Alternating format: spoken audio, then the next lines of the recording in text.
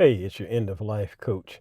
Earlier today, I facilitated a discussion at a retirement community about loss of independence. And I have several facilities I go to once a month and lead these discussions. And sometimes they revolve around grief, loss of a loved one in particular, but it could also be the loss of independence, the loss of things that you used to love to do, like cooking.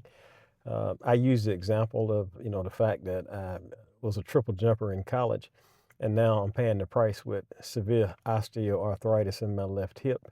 I think that's one contributing factor, but also genetically, my mother has had both hips replaced, so that could be an added component to why I have hip issues. Now, I would say a few years ago, up until a few years ago, I could still jog, and stubbornly, I kept jogging, probably not realizing it's going to make it worse. And some people can jog with arthritis, but I was not one of them because it gave me signs where the pain would last. I mean, get more severe that next week. So that was an indicator. I need to back off that and start doing some walking and low impact workouts for that hip. But things you lose as you age. Um, Driving, the ability to drive. I do remember this one gentleman who he was a little upset when his family had to have that meeting with him to say, we have to take your driver's license because you've had, 3 accidents in the last month. But it took him having accidents to realize he was declining. Another gentleman ended up in another state uh, unintentionally. He was driving and ended up in another state, and the authorities had to call his local family to come get him. He had no idea that he had cognitively declined that far that his license needed to be taken away until that incident. How many of us will struggle with the fact that at some point, if we live long enough, our independence will be taken away little by little? Sometimes it could be sudden, though, right? With a sudden onset of a cognitive issue like Alzheimer's or dementia, even though usually they're gradually, they give some signs, but I've seen some cases where it kind of came on, as far as the recognition of the signs, it kind of came on quickly. So who are we other than our diagnosis? I think we're more than that. Even after these things have been removed, the independence we used to have, these people I was talking to earlier today, they're in a facility.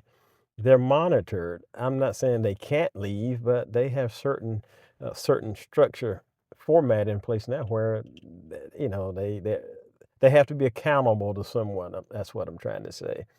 So I just wonder, as independent as we've been all our lives, when we're faced with the loss of that, how do we function? How do we grab on to what we still have? Because there's a portion, the essence of us that still remains. Maybe it's our sense of humor. Maybe it's our morals and values that we can always depend that no one can take from us.